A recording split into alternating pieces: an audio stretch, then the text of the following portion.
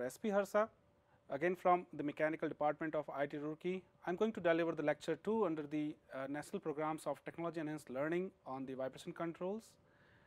As you see, yesterday we discussed about the basic features of vibrations, that you see like what are the basic causes of the vibrations, then how it is coming under the solid mechanics, and you see here like or the classical mechanics, and also we discussed about that when we are dealing with vibration, then we can straight away go to the single degree of freedom. And in the single degree of freedom, what are the basic you see we can say the elements are there through which we can characterize the vibrations. Like we can say the first is the displacement, then the velocity, then the acceleration is there, and then these all you see basic dynamic features or the elements, they are basically causing the different kinds of forces, like we can say the inertia forces, damping forces, restoring forces. And then you see here, if the system is like externally excited, we can term as the forced vibration, or if the system is due to its inherent property, the system is excited, then certainly you see we can say it's a free vibration. In the realistic system, you see there is no as such condition which we can say that the free vibration, but like when we disturb something and then we leave out, whatever the oscillation or the vibration is coming, it can termed as the free vibration, and whatever the exciting frequencies are there through this free vibration feature is known as the natural frequency. So we know that you see here we have a physical system, we can correspondingly get the mathematical description of that, and then we can make the free body diagram. We can draw all that features through which we can say that at the equilibrium point, this is the equation of motion, which simply shows the realistic features. So yesterday you see we discussed mainly about the single degree of freedom system, in which we have the free vibration, okay, and in that you see here there were three components. First it was the mass, second it was the damping, third it was the stiffness. Mass and spring is a very common feature. Sometimes you see when the oscillation or the vibration is continuously occurring, we can say it is because of the mass and spring combination. But when you see they are dying, that means you see there is a dissipation of the energy because of the damping is available. So today like in this our lecture, we are going to discuss about the damping, which is available in both free and the forced vibration. So as I discussed, you see what exactly the effect of the damping is. Sometimes when we are talking about the damping, the first thing is coming that there is a liquid which is simply available to absorb the energy from the source of excitation. But it is not all the time you see here that we need to have a kind of lube oil or any kind of liquid through which you see here we can take the energy back out from the system. So like today we are going to discuss about all the modes, the basic modes of the damping. The damping is there from the material also, the damping is there through the rubbing actions, the damping is there through like the liquid formation, the fluid, whatever the fluids are available. What are the exactly like the basic we can say the mechanics is there, or the mechanism is there through which we can analyze the entire system. And again you see here we are applying both the condition, the free vibration condition and the forced vibration condition. So damping, we know that the damping plays an important role in dying out the vibration oscillation in terms of you see the displacement to the acceleration. So how we can reduce that? What exactly the effective feature of the damping is? How much damping should be applied so that we can immediately damp out like at the immediately damp out the vibration at the critical feature. So today you see here in this part, again prior to go to the effect of damping, let's simulate some of the numerical problem for the mass spring system. So the first problem says that like we have a machine in which you see the vertical degree of freedom is there, since it is we are only considering right now the single degree of freedom system, which is simply mounted in the elastic feature on a rigid foundation. Again we are assuming that the machine can be regarded as the point mass, because you see there is a vertical mass, we can say through their center of mass point, it is simply acted vertically downward. And you see here whatever the mass which is being acted towards the downward is being balanced by the isolator, or we can say an ideal spring, which has the stiffness or the spring rate we can say is K. So now we just want to find out that we have the mass, we have the spring, what exactly the exciting frequencies are. So we are considering now the different numerical values here. First, if our mass is of 10 kilogram, and now if we are taking the different grades of the spring based on their spring rate or the stiffness. So the first case is spring, when we have the spring 10 kilonewton per meter. Second, when we have the spring of 100 kilonewton per meter, or third, if we have the spring rate or the stiffness is 1 meganewton per meter. then what exactly the change in the exciting frequencies are. In this numerical problem, we just want to simulate the effect of the stiffness in the first part, like in the A part, the effect of the stiffness on the exciting frequency. In second, now if we just change the mass from like 10 kilogram to 100 kilogram, and then you see again we are taking the same stiffness values there as we considered in A, then what exactly the impact of this mass on the frequencies is. So you see now, like in the solution, we know that first the natural frequency, the formula itself is square root of k by m, the stiffness over the mass distributed. And then you see here f0, which is like the exciting frequency in hertz, is nothing but equals to the omega 0, which is nothing but the radian per second divided by 2 pi, whatever the circumference is. So we can get, you see, first when we have, you see, the mass which is of 10 kilogram and the stiffness is like the 10 kilonewton per meter, then through which we can simply calculate 10 into 10 to the power cube divided by 10 over 2 pi. Through that we can know that, you see, it is 5.03. And now if you are increasing the stiffness, you can see that the like by increasing the stiffness with the same mass, the exciting frequencies are being increasing. So here, like through that we can simply conclude that if you are not changing the mass, but if you are changing the spring property, we are increasing the stiffness, you see the exciting frequencies are becomes more. So more and more stiff feature means if we have a rigid body with more stiff, the exciting frequencies are quite significant, because we know that if there is a physics behind it, we know that if like we have more stiff feature, we are applying the same amount of load to a more stiff or less stiff body, certainly the kind of deformation is different. More stiff, less deformation. Less deformation, certainly we have F by like the force by deformation is there, stiffness. So stiffness is quite more. And if stiffness is more, certainly we have more exciting frequencies. So like this from this numerical, at least from first part, we could easily like find out that we have like with this particular more stiffness, we have more exciting frequency. The B part, now we have simply added more mass. Now like we have the 100 kilogram of mass, and you can see that there is a drastic reduction of the exciting frequencies are. The first F0 is 1.59, second is, you see, 5.03, and third is 15.92. So there is a 1/10 of the previous exciting frequency. So like we know that whenever we are adding any mass, just like the flywheel in our like usual cases, there is a clear suppression of the frequencies are, but it's not, you see, applicable to all the kind of frequencies. So then you see here we need to find out that when the system is exciting at the low frequency, when the system is exciting at the higher modes of the frequencies, or the system is exciting exactly at the resonant frequency, then which kind of like the devices, either the spring, damper or mass, should be useful to control the exciting frequencies. So that, you see, like we are going to discuss in the like the coming lectures. But now you see here we are again taking one more example, which you see in which we have a machine which is mounted on the vibration isolator and is being modeled as the single degree of freedom system.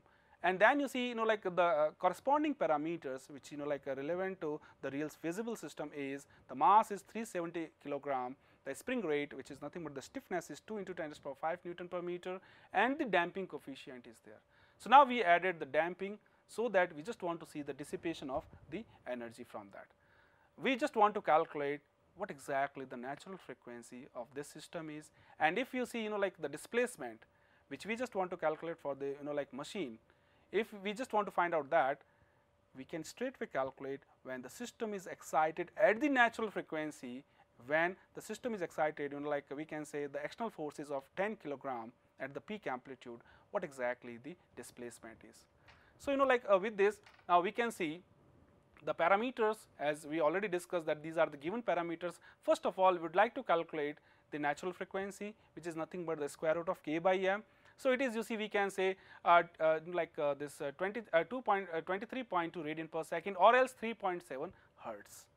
Once we have these things, now our main like the second part is that what exactly the amplitude, the maximum amplitude, which we are saying that though it is a resonant condition, when the system is the forcing exciting feature is exactly exciting at the natural frequency. So at the resonance, what could be the possible amplitude is. So for that, again we need to go to the basic equation of the periodic part, like x of t is equals to a into exponential e to the power, you see, we can say omega t, or else we can say, like it is, since the force is given to us, the maximum force, that is the 10 Newton, so 10 into e to the power omega I omega t plus phi. Now you see here, if we are applying these conditions, we know that the maximum amplitude is nothing but equals to f by m divided by square root of omega n square minus omega square, like whole square, plus 2 delta omega square. The omega n and omega are two different things, because we know that there is a damping, the system is biperiodically excited. So when the system is biperiodically excited, now we could easily figure out that, like the main undamped natural frequency and the damped natural frequency. And when we are saying that the system is exciting at the natural frequency, the omega equals to omega n. And then you see, since this term will be gone, so we have the maximum amplitude is nothing but equals to the force, the peak force f by m divided by 2 delta omega n. And we can simply put that, you see, we have 3.7 hertz, which is omega n. We have, you see, the force, which is 10 Newton. We have the mass, and the delta means the damping coefficient is given to us. So maximum amplitude in this case can be, occurred at the resonant frequency is 2.9 millimeter. So in these two numerical, we could easily figure out that, okay, when we have the system, say the system is now exciting at the lower frequencies, the spring is a better control. As we are increasing, the stiffness, certainly you see here we can have effective, manner of our exciting frequencies are. As the system is going towards the higher frequencies, the mass is one of the good suppression. We can bring down the entire exciting, amplitude or the frequencies toward the lower down. And in the second numerical, if the system is exciting at the resonant condition, the damping is one of the best choice to control the amplitude. So you see here, we can say that, these are the effective tools through which we can at least control the amplitude of the vibration. Now coming into the main, we can say the feature of this chapter, that is the damping. As we discussed, you see here, the damping is nothing but it's a phenomena by which the mechanical energy is dissipated, or in other terms we can say that the mechanical energy is converted into the thermal energy in the real dynamical system. So how we can do that? How we can dissipate the energy, how we can absorb the energy or extract the energy from the source itself. There are mechanisms for that. So vibrating system, which are being encountered, these kind of damping, there are various ways through that. One is intermolecular friction. Intermolecular friction is nothing but, you see, the molecular phenomena in which, you see, when the molecules are being spaced out, they have some spacing to absorb the energy. It is basically a material property. What kind of material which we are choosing? Say if we have a brittle material, we know that they are harder, but they are always providing good damping features as compared to the ductile material. Second is sliding friction.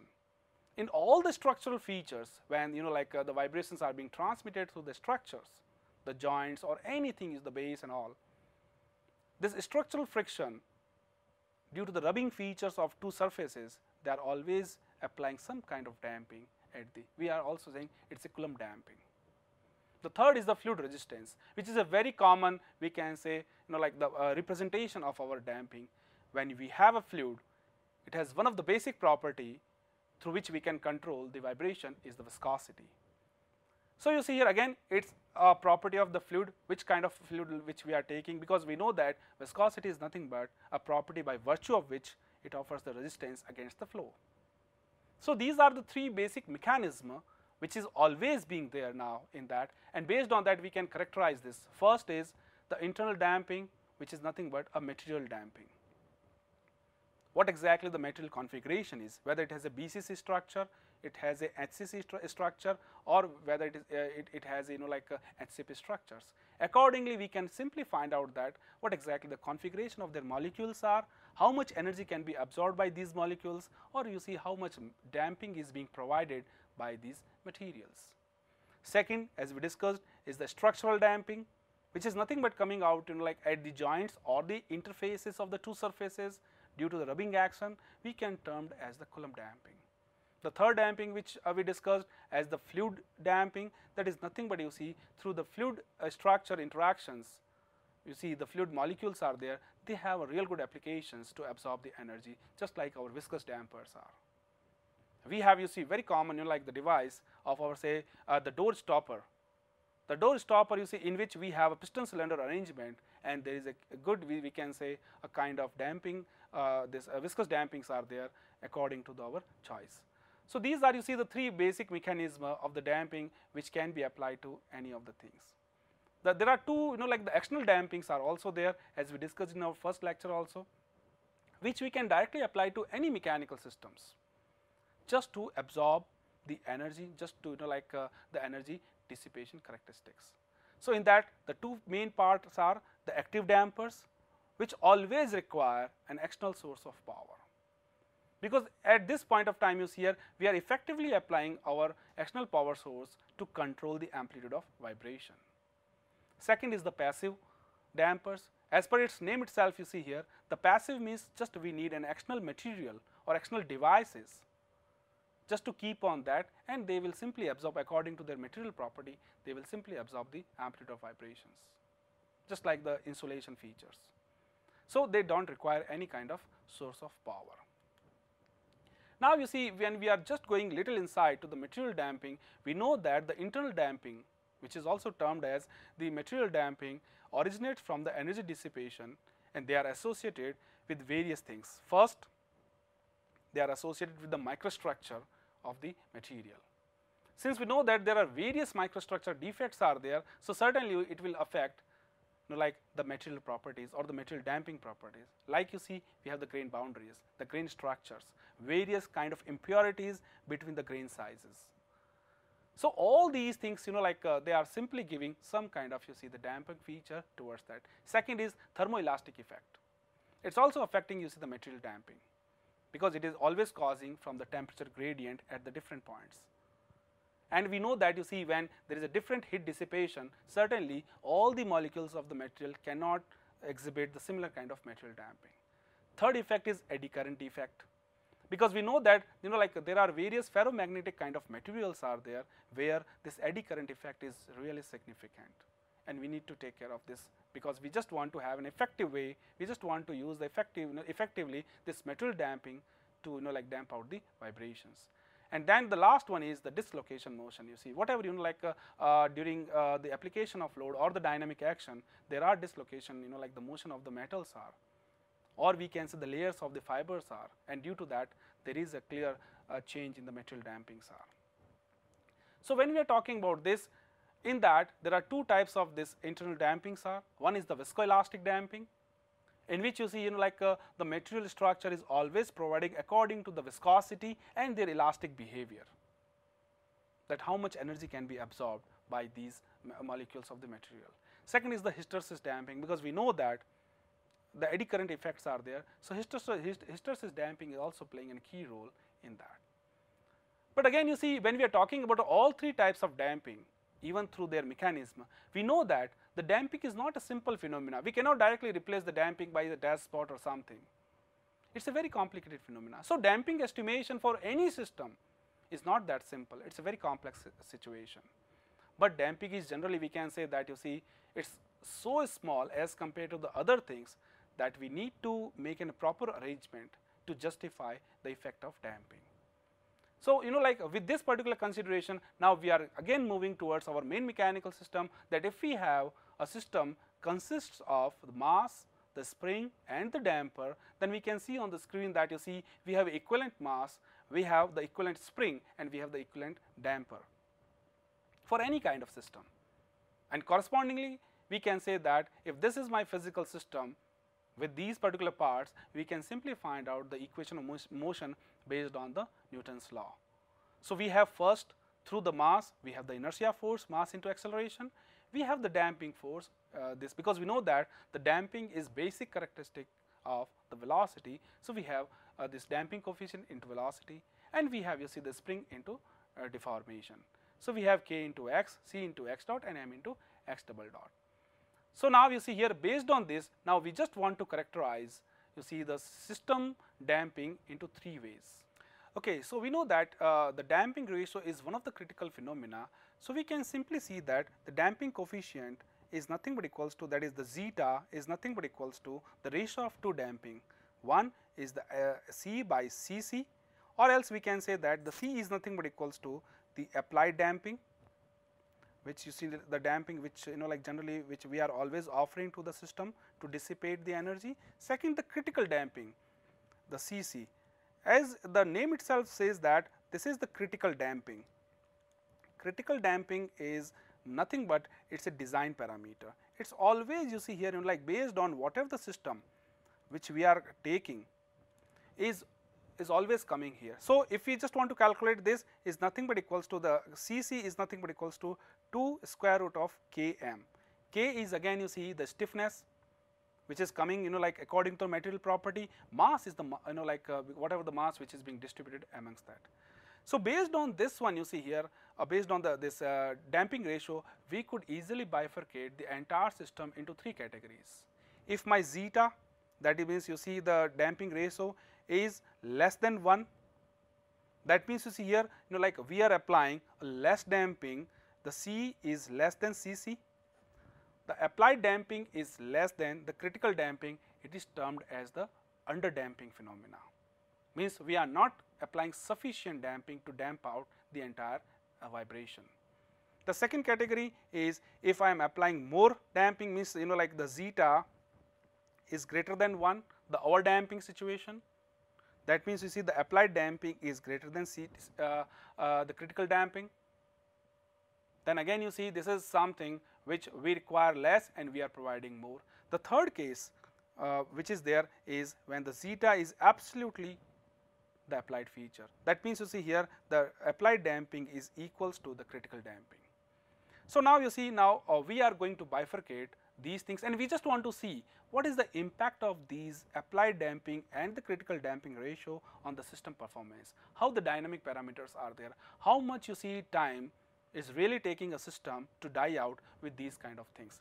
So, now if we are just go back to the slides, then we will find that you see that like the first case as we discussed is the zeta is less than 1. So, this case is simply coming as when the applied damping is less than the critical damping. So, we know that you see here since the damping is there, we have a damped frequency. So, the discriminate feature, that is you see omega d, or we can say this is nothing but equals to omega n square root of zeta square minus 1 becomes negative because zeta is less than 1. And when you have the zeta is less than 1, so we know that yesterday we discussed about the basic equation, our roots are now, the roots are nothing but equals to the eigenvalues or the natural frequency in terms other way, the roots are now the complex one. And with these roots now if you want to calculate the generalized displacement, so x of t is nothing but equals to the e to the power minus zeta omega n t. So, you see here this exponential feature of decaying vibration, you see now we have two things, one e to the power minus zeta omega n t, this is you see here the decay of vibration amplitude x, but it is exponential decay, and the same time you see here we have a cos omega dt plus b sin omega dt. So, this sinusoidal feature of the decrement of the vibration amplitude is due to the damping frequency. So, now this is very clear from this that we have both the features in our displacement. In the decrement of that we have an oscillatory term and we have you see the periodic term in terms of the sinusoidal feature, and there is an exponential decay is there. So, or in general you see we can simply conclude that x of t is nothing but equals to c, which is nothing but the combined part of this into e to the power minus omega minus zeta omega n t sine of omega dt plus phi, what exactly like the phase angles are. So, we can simply calculate the coefficient a, b or c which are being closely like related to the sine, cos or like the sinusoidal feature, and these values can be easily get when you know the initial condition. So, now you can look at that, you see here what we have a clear picture of mass, spring and the damping configuration, and with that you see here we can simply find out that when it is in the equilibrium position, there are the forces, the damping forces, the restoring forces and the inertia forces are well balanced, and with this you see here we can simply calculate the like the equation of motion. And now if you are saying that there are initial conditions, like we have the initial time is t0, the initial displacement is x0, and we have you see the v equals to v initial velocity. So A can be easily find out, the coefficient A is nothing but equals to x0. When we are keeping this into our main equation, we have the coefficient B is nothing but equals to V0 plus zeta omega n, this x0 by omega d. And C can also be calculated, as you can see, that square root of V0 plus omega plus zeta omega n x0 whole square plus omega d into x0 square divided by omega d. So what does it means that you see here we have a clear feature of both the thing, means the natural exciting frequency and the damped natural exciting frequency. We can say natural frequencies are, and both are playing a key role in calculation of either the B coefficient or in the C coefficient. And then you see here, since there is in the final equation which we discussed is nothing but equals to x of t equals to we have the C into e to the power minus zeta omega n t, and then you see the sinusoidal of this omega dt plus phi. The phi is the phase angle which can be easily calculated using both the damping feature, that is nothing but equals to tan inverse of x0 omega d divided by x0 plus zeta omega n x0. So you see here both the factors are coming together in such a way that when you know the initial condition in terms of displacement, in terms of time, in terms of velocity, they can be easily coming into the coefficients and we can find out. So now we can see the effect of this underdamping situation on the vibration oscillation. I told you that it has a combination of two main features, one the exponential decay and one the sinusoidal feature. We can say that you see the underdamped responses can be easily shown here, and there is a clear decay of the amplitude with respect to time, but they are taking you see the time in that manner.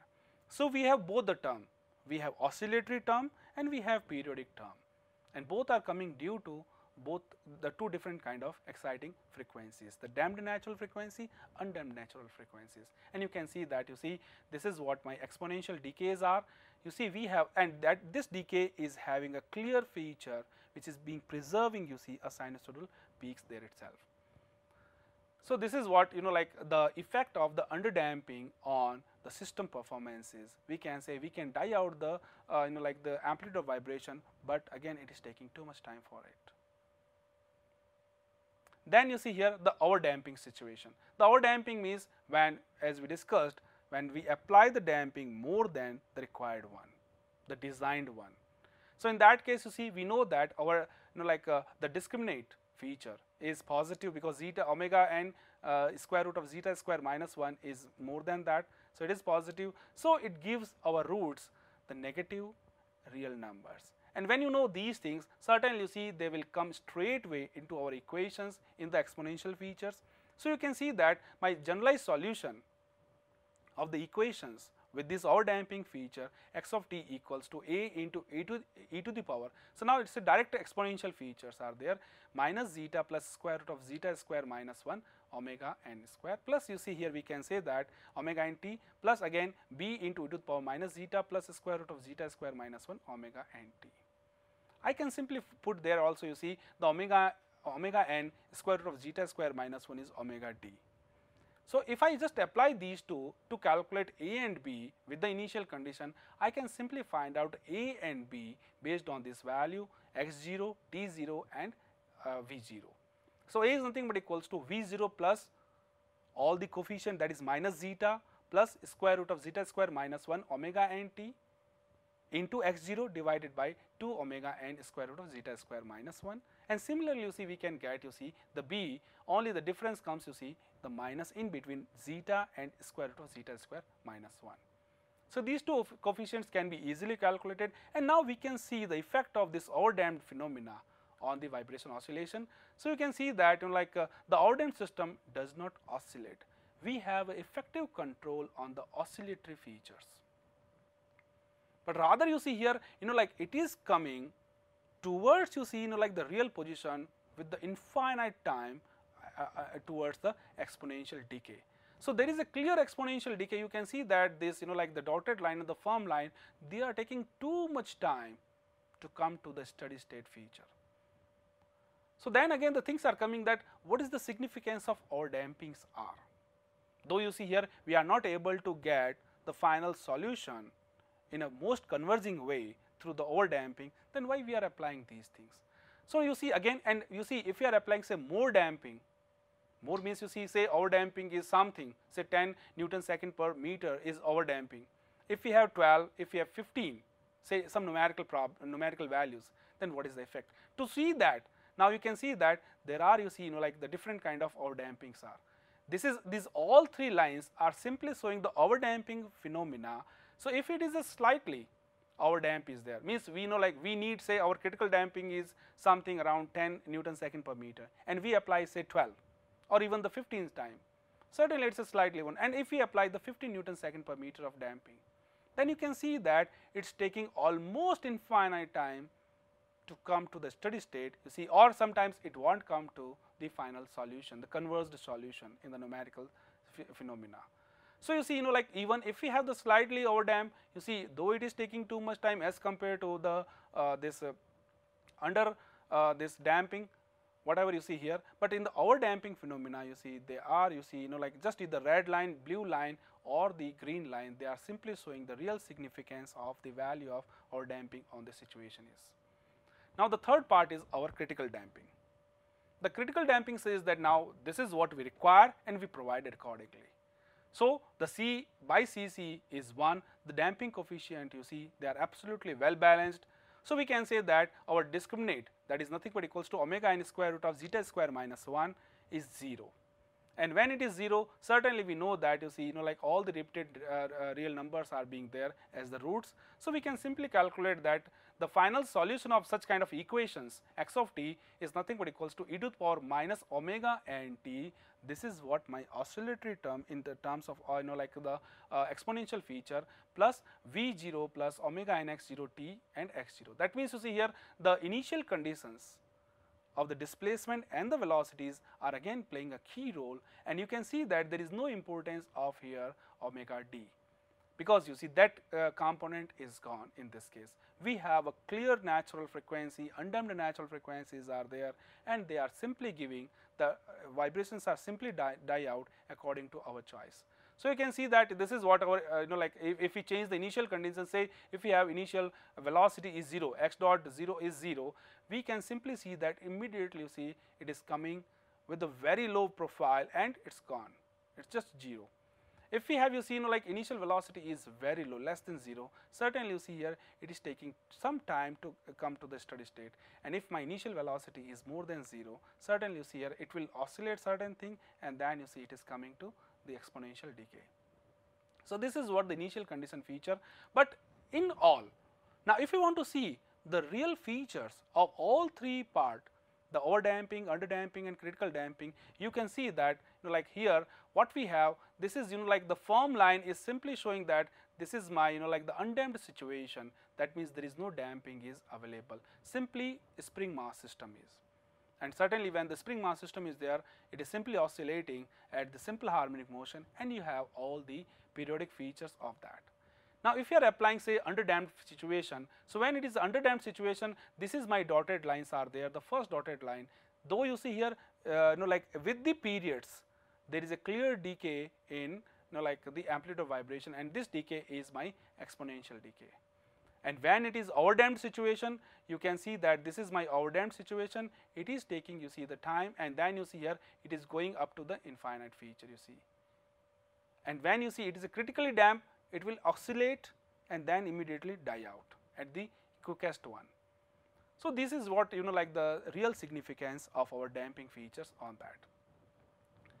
So now like we just discussed about the real damping part on the free vibration concept. Now if you are going towards the forced vibration, that means you see here there is an external force which is exciting force, you see here, applied to the system, and it has its own frequency.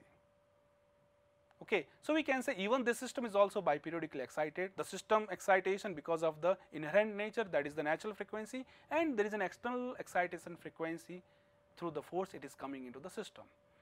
So like the previous equations was simply based on the initial disturbances V0 x0. Now in this system we are basically going towards the external force like excitation, we are applying the force and we just want to see the effect of this force on the dynamic characteristic of the system. So this external force may be like from the step function, maybe impulse function, maybe harmonic, maybe ramp. Again you see here there are various types of, say you see when we are moving on the track or our vehicle is moving on the track, whatever the excitation is coming, that is somewhat the periodic excitation, because the road is good, our tires are good, there is no different kind of excitation in coming into the system. But say if we have some disorientation or if we have, you see, discontinuities on our road, certainly a different kind of, or if we have, like the speed breaker, the additional excitation is coming, we can simply, like consider into ramp or into some kind of impulsive or the step inputs are there, as like in terms of the force part. You can look at this, the system, what we have the same configuration, the mass, the spring and the damping, and the force is there, you see, which is being externally applied to the mass itself, just to disturb that.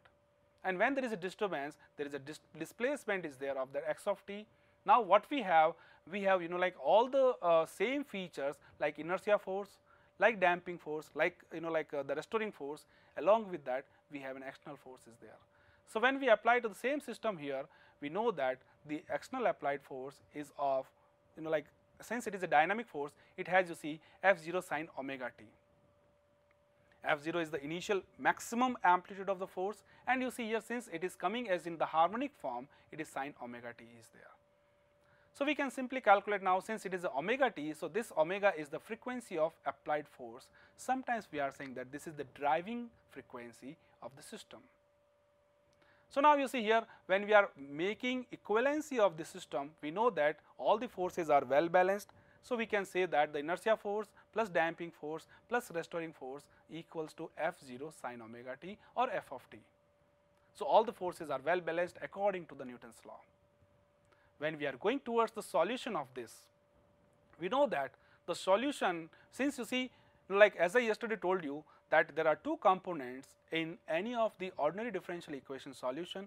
We have complementary function and we have the particular integral. The complementary function is nothing but, you see, is always giving you the free vibration condition. The particular integral is always, supplied by the forces. So whenever we are talking about, like the free vibration, we know that we have a transient condition.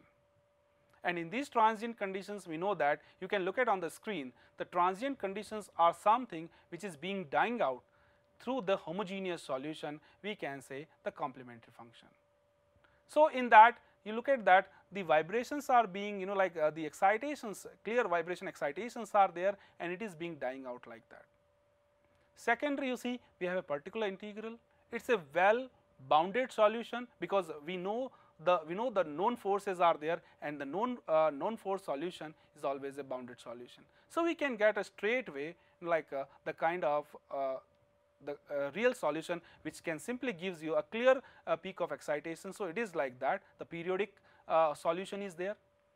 When we combine both the thing, means when we are combining free and forced vibration, when we are combining complementary function and particular integral, when we are combining homogeneous solution and non-homogeneous solution, our last feature is, this is what it is, like x of t is x complementary function plus x particular integral, and this is what you see the clear depiction of that. So you see here, like this is what the basic feature of our dynamic systems are, that initially when they are starting, they are always showing the transient nature in it. So certainly we can say that this nature is always being occurred in the forces. When you apply the force, it always gives the maximum energy to the system in the beginning, but later on, you see, after some time, like the steady state features are coming. So the same thing is there, since we have, why it is coming so, because initially you see we have both the thing, we have the free vibration and the forced vibration, and this free vibration, which has an oscillatory term, is always giving you some kind of transient phenomena, like in the complementary part. And then you see here, because of my particular integral, which is, like again bounded by the external force, is giving you the steady state part. So like if you are just trying to map the mathematical feature into the real vibration part, we will find, we can get that, you see here, like that there is a clear free and forced vibration feature, there is a clear appearance of, like the transient nature and the periodic nature.